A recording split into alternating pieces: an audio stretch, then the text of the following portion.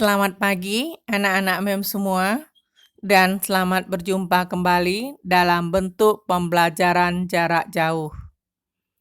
Hari ini kita masuk pertemuan yang ke-13 PPKN kelas 9 Kamis 5 November 2020.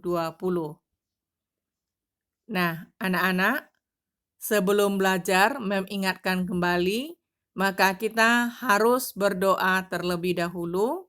Lalu isi absen mata pelajaran PKN nanti akan MEM edarkan lewat WA.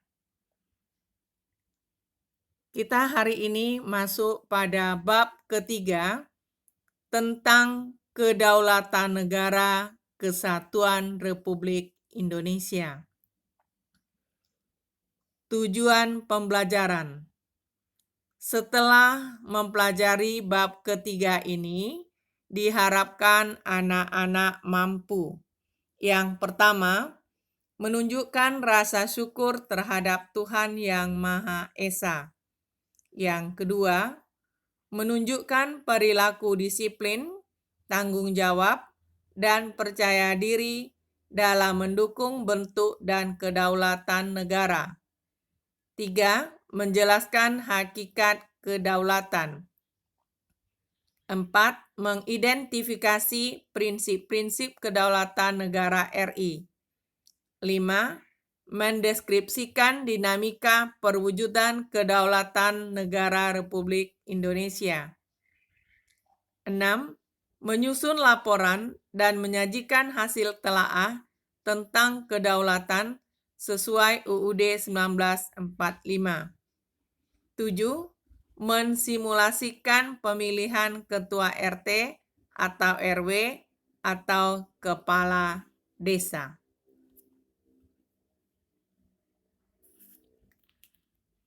Kata kedaulatan berasal dari bahasa Arab, yaitu daulah, yang artinya kekuasaan tertinggi. Pengertian kedaulatan itu sendiri adalah kekuasaan yang tertinggi untuk membuat undang-undang dan melaksanakannya dengan semua cara yang tersedia. Oleh karena itu, kedaulatan rakyat membawa konsekuensi bahwa rakyat adalah pemegang kekuasaan tertinggi dalam kehidupan bermasyarakat dan bernegara. Kedaulatan rakyat berarti juga pemerintah mendapatkan mandatnya dari rakyat, oleh rakyat, dan untuk rakyat. Pemerintahan oleh rakyat mengandung pengertian bahwa pemerintahan yang ada diselenggarakan dan dilakukan oleh rakyat sendiri. Gaya pemerintahan seperti ini disebut dengan demokrasi. Demokrasi adalah pemerintahan dari, oleh, dan untuk rakyat. Keterlibatan rakyat dalam membentuk pemerintahan sebagai wujud pelaksanaan kedaulatan rakyat dilaksanakan melalui pemilihan umum. Pelaksanaan prinsip kedaulatan rakyat dapat dilakukan melalui demokrasi langsung dan demokrasi perwakilan. Demokrasi langsung bercirikan rakyat mengambil bagian secara pribadi dalam tindakan-tindakan dan pemberian suara untuk membahas serta mengesahkan undang-undang. Sementara itu, dalam demokrasi perwakilan, rakyat memilih warga lainnya sebagai wakil yang duduk di lembaga perwakilan rakyat untuk membahas dan mengesahkan undang-undang. Kedaulatan adalah kekuasaan tertinggi untuk menentukan hukum dalam suatu negara. Kedaulatan memiliki 4 sifat pokok, yaitu asli, permanen, tunggal, dan tidak terbatas. Kedaulatan atau kekuasaan tertinggi suatu negara terdiri atas 2 bentuk, yaitu kedaulatan ke dalam dan kedaulatan keluar. Kedaulatan ke dalam berarti bahwa bangsa yang merdeka memiliki kekuasaan untuk menyusun dan mengatur organisasi pemerintahan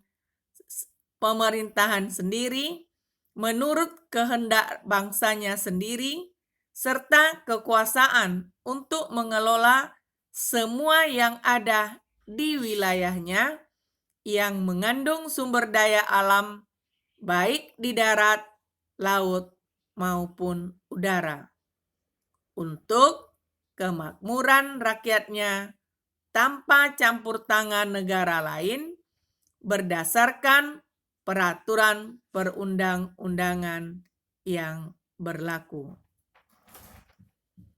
Kedaulatan keluar berarti mempunyai kekuasaan untuk berhubungan dan bekerja sama dengan bangsa lain tanpa terikat oleh kekuasaan lain.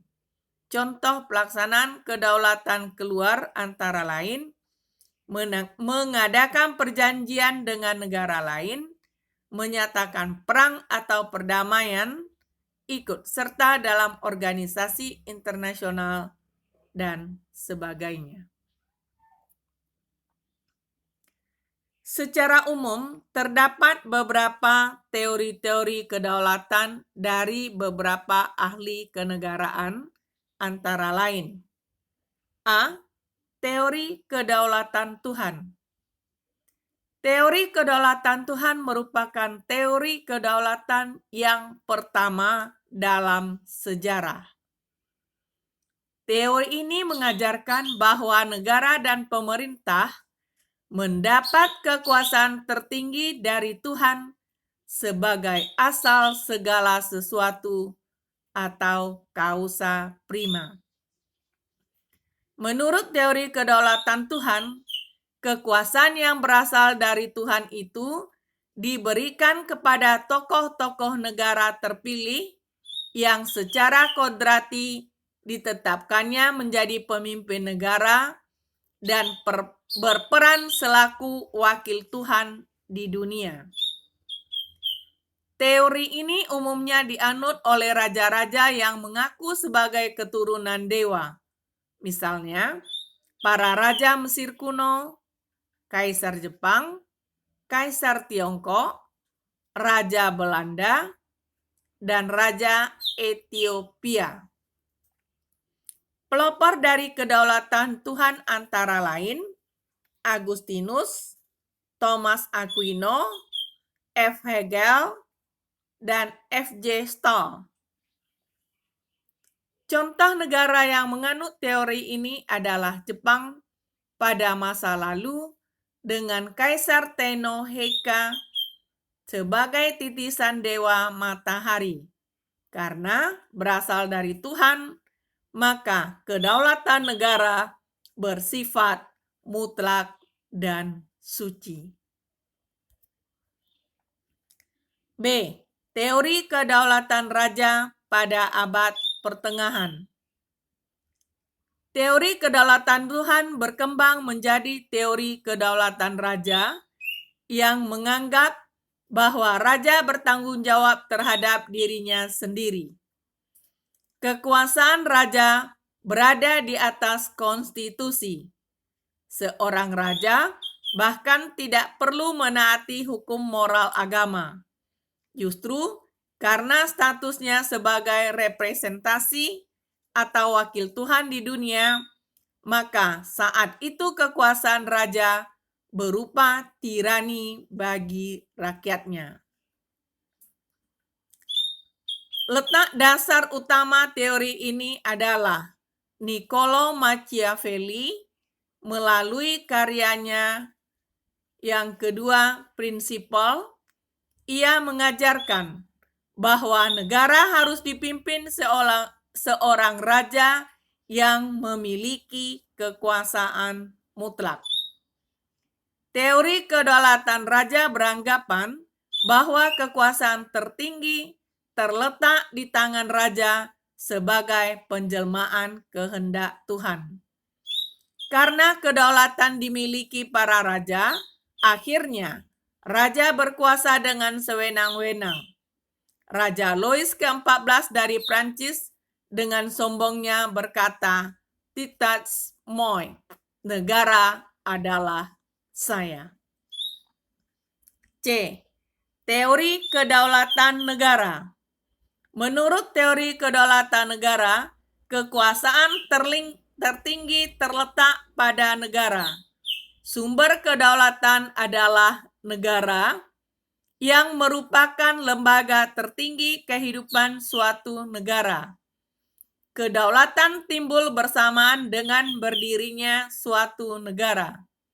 Hukum dan konstitusi lahir menurut kehendak negara dan diabdikan kepada kepentingan negara. Para penganut teori ini melaksanakan pemerintahan tirani. Hal tersebut terbukti melalui sikap kepala negara yang bersikap sebagai diktator. Peletak dasar teori ini antara lain Jean Bodin, F. Hegel, George Jelinek, dan Paul Laban. Pengembangan teori Hegel menyebar di negara-negara komunis. D. Teori kedaulatan hukum. Berdasarkan pemikiran teori kedaulatan hukum, kekuasaan pemerintah berasal dari hukum yang berlaku. Hukumlah, baik tertulis maupun tidak tertulis, yang membimbing kekuasaan pemerintah. Kekuasaan hukum merupakan kekuasaan tertinggi dalam negara. Hukum bersumber dari rasa keadilan dan kesadaran hukum. Negara melindungi hak-hak warga negara dan mewujudkan kesejahteraan umum. Etika normatif negara yang menjadikan hukum sebagai panglima mewajibkan menegakkan hukum dalam penyelenggaraan negara dibatasi oleh hukum.